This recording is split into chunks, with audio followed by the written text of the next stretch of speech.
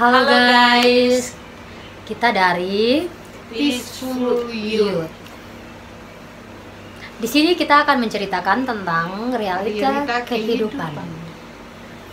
Nah, jadi saya persilakan teman saya untuk menceritakan tentang kehidupan sehari-hari. Saya akan Oke, pertanyaan pertama, isi email jurusan hukum. Kali ini jurusan ini sastra. Kenapa di saat awal perkuliahan itu aku itu kayak pilih jurusan begitu? Apa yang membuat aku itu yakin bahwa itu jurusan itu yang pas buat saya begitu? Saya atau lain? Iya, hukum. Jurusan hukum. Oke, saya akan menjelaskan tentang kenapa saya ambil jurusan hukum. Sebenarnya sih saya ambil jurusan hukum itu bukan pada saat saya kuliah. Ini pada saat saya SMA. Pada awalnya sebetulnya saya tidak ada niat untuk ambil jurusan hukum. Niat saya itu ambil jurusan perawat. Tapi seiring berjalannya waktu, saya kan sekolahnya itu lewat kantor pengadilan. Nah, karena lewat kantor pengadilan, setiap hari di kantor pengadilan tersebut banyak sekali orang yang di kantor pengadilan. Nah, saya bertanya, kantor pengadilan ini apa? Dia untuk apa? Bekerjanya sebagai apa? Nah, sudah, karena penasarannya saya carinya di internet. Nah, sudah, saya tahu tentang pengadilan. Karena kebanyakan di pengadilan ini untuk kayak bagaimana menyelesaikan masalah, ya sudah, karena saya banyak melihat situasi di daerah saya seperti apa, saya mentekadkan diri saya mengambil jurusan hukum pada saat saya kuliah, supaya walaupun pada saat saya kuliah itu belum tentu untuk saya jadi seperti kayak di pengadilan, tapi saya mentekadkan diri saya, semoga saya bisa. Dan saya minta kepada Tuhan untuk saya bisa menyelesaikan jurusan hukum tersebut dan bisa untuk membantu bukan keperluan, maksudnya membantu masyarakat. Terima kasih. Terima kasih. Kita doakan sama-sama ya guys. Amin. Tepatnya kalian itu mengenai jurusan yang kalian ambil. Iya, kalau tanya misalnya kenapa saya ambil jurusan bahasa, sebetulnya cita-citanya saya dulu itu bukan untuk ambil jurusan bahasa Indonesia seperti itu. Jadi dulu saya itu punya cita-cita ketika saya SD itu saya mau ambil jurusan pendeta. Jadi saya itu pengen menjadi seorang pendeta dalam dalam agama Kristen seperti itu. Terus ketika saya SMP itu berubah lagi, saya punya cita-cita itu pengen jadi guru bahasa Inggris, jadi guru bahasa Inggris. Ini pasti dialami buat sama teman-teman sekalian. Tapi yang menjadi alasan itu bukan bahasa Inggrisnya tadi sebetulnya. Saya itu ya selain karena saya bisa lah di bahasa Inggris. Jadi saya pengen jadi guru bahasa Inggris. Kalau untuk gurunya itu saya punya cerita begitu. Jadi waktu saya SMP itu ada seorang guru itu, dia jarang sekali masuk di sekolah gitu, jarang sekali gitu. Mungkin banyak kita temui begitu mungkin ini apakah nanti kalau ada yang pernah merasakan itu di sekolah-sekolahnya bisa nanti kita sharing-sharing begitu. Oke. Sering kita jumpai kadang yang guru PNS itu jarang sekali masuk sekolah. Benar sekali. Terus yang rajin itu yang pasti yang guru honorer, karena ketika mereka tidak rajin pasti gajinya dipotong. Kalau kata-kata ini apakah mungkin saya kurang tahu sih, apakah guru yang saat ini tidak seperti itu atau masih berlanjut sampai sekarang. Dulu guru-guru yang PNS itu sering berkata begini, biar saya tidak masuk sekolah saya punya gaji tetap lancar begitu. Jadi saya di situ kayak merasa kok sedih begitu. Maksudnya engkau sudah dipercayakan, Tuhan sudah percayakan engkau lewat engkau sudah jadi guru, berarti engkau sudah berkomitmen begitu untuk menjadi seorang guru yang bisa mencerdaskan, kan seperti itu. Tapi pada kenyataannya seperti itu. Jadi itu yang membuat saya berpikir begini, berarti saya harus jadi guru. Pokoknya saya tidak mau kalau ada lagi yang seperti ini, dan saya akan menjadi salah satu guru yang tidak seperti itu. Ya, Itu saya berusaha. Kita doakan Terus yang bersama, sampai saya guys. SMA, saya berpikir lagi untuk menjadi untuk ambil jurusan hukum begitu. Saya pernah berpikir untuk mengambil jurusan hukum. Tapi di situ ada lagi kejadian, mungkin ini saya tidak bisa sampaikan ya teman-teman. Ini privasi. Memang itu adalah saya sendiri begitu. Jadi pernah ada kejadian yang booming sekali dulu. Jadi itu ada sampai masuk penjara begitu gara-gara hal itu gitu. Jadi saya ini bertekad di dalam hati gitu. Saya berharap supaya di Indonesia ini jangan ada lagi kayak hukum itu tajam ke bawah, tumpul ke atas begitu. Tapi sampai pada akhirnya itu saya mendapatkan sebuah kekecewaan begitu. Ternyata masih berlaku yang seperti itu. Dia tidak mendapatkan keadilan. Dan permasalahannya tadi ini dari bahasa. Sebenarnya itu dia ya dilihat mungkin karena kurangnya, seandainya kalau pada saat itu mereka teliti betul-betul, sebenarnya orang itu yang masuk penjara yang buat saya kecewa dengan hukum itu sebenarnya masalahnya itu di dia punya kata-kata, bagaimana orang merespon dari apa yang dia sampaikan itu. Padahal kalau mereka langsung kayak melihat dari kata-katanya itu memang maksudnya berbeda sebetulnya, tapi apa yang ditanggapi oleh masyarakat atau oknum tertentu itu berbeda seperti itu. Jadi saya merasa itu tidak ada keadilan di situ. Saya merasa seandainya kalau ada pas kayak seperti persidangan didatangkan ahli bahasa yang betul-betul saya rasa sebenarnya di situ tidak ditemukan begitu sebuah hal yang divoniskan terhadap dia, kesalahannya dia seperti itu.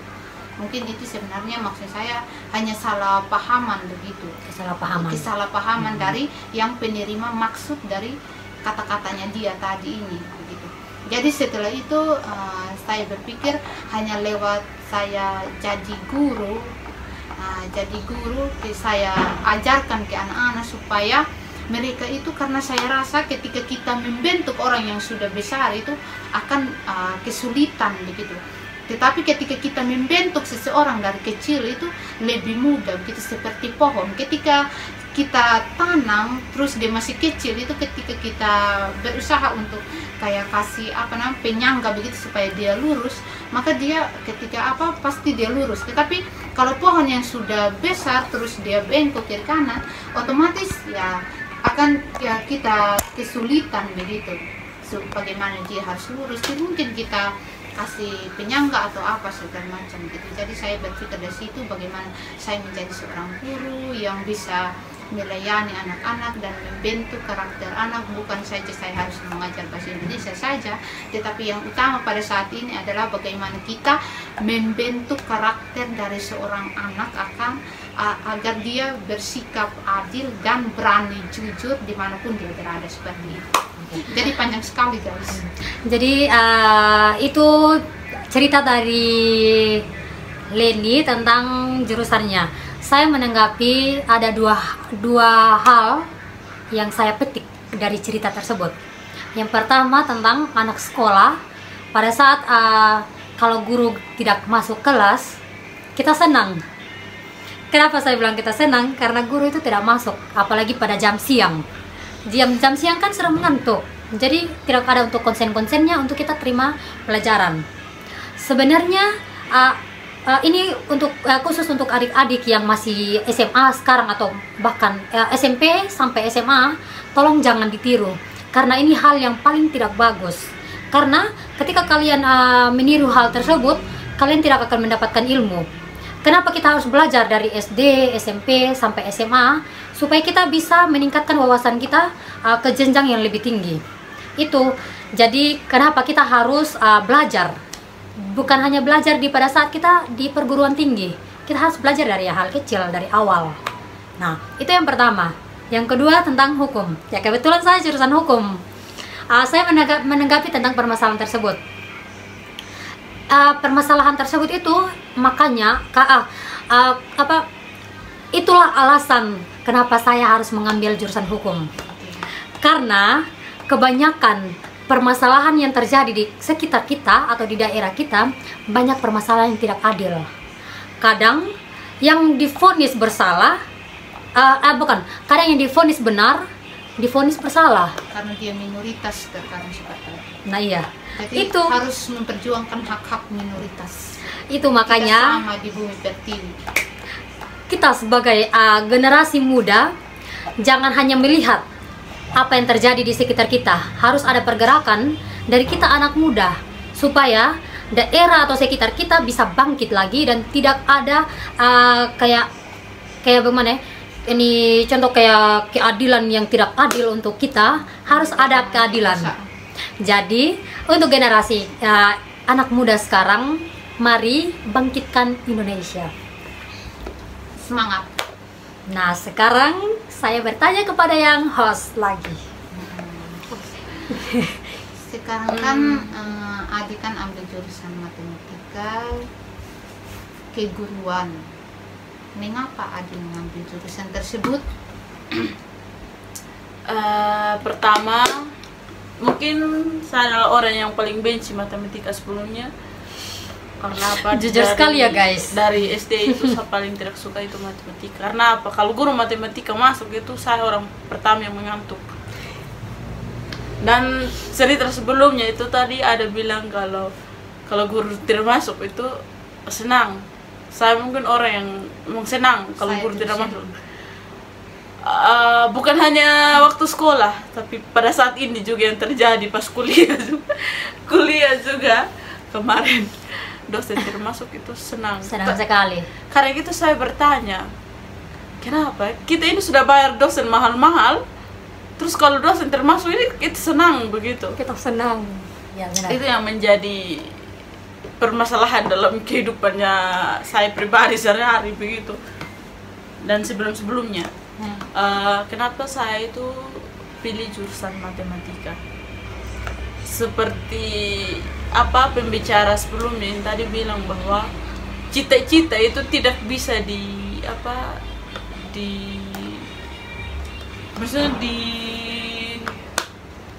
tidak bisa ditentukan begitu, maksudnya kayak bagaimana ini beda di saat SD cita-cita, beda yang terjadi pada saat kuliah begitu. SD itu beda cita-cita, SMP beda, SMA beda begitu. Mungkin saya dulu punya cita-cita itu dari SMP, SMA. Kalau SD tidak punya cita-cita. SMP itu saya cita-cita itu jadi SMP itu belum punya juga sih SMP, hanya pengen itu jadi orang kaya. Kalau SMA itu banyak menghayal sepertinya. Kalau SMA itu cita-cita itu jadi dokter hewan. Kenapa saya pilih dokter hewan? Karena saya jurusan peternakan. Saya pilih dokter hewan. Nyambung kan? Tapi karena perekonomian kami di sana itu susah juga sih. Susah dari perekonomian. Jadi saya itu pas kuliah itu pilih jurusan matematika. Padahal tidak ada hubungannya dengan dokter hewan sebenarnya. Tapi tidak tahu pas masuk di sini ambil jurusan matematika. Di ujung-ujung sekarang Nikmat. Jalani saja. Jalani saja. Padahal kan pertengahan ini sudah semester berapa ini bilang kayak salah jurusan begitu. Tapi puji Tuhan sampai sekarang begitu masih mencintai, masih mencintai untuk mencintai begitu ya. Tetap puji Tuhan. Karena apa? Sama seperti dia. Lanjut. Kita menyadari sekarang bahwa kita adalah generasi anak-anak muda begitu. Jadi kita harus semangat saja begitu. Dengan apa yang sudah menjadi pilihannya kita sebelumnya ya kita jalani sudah. Dan semoga begitu anak-anak muda penerus begitu yang di bawahnya saya itu jangan ikut seperti saya begitu. Saya adalah orang yang paling malas. Mungkin memang yang buta akan cita-cita. saya. Dan dulu itu saya cerita pengalaman. Dulu itu pas sekolah itu saya mungkin orang yang paling terlambat masuk sekolah. Mungkin itu mimpi buruknya saya itu kalau datang pagi di sekolah. Saya orang yang tiap hari lambat begitu.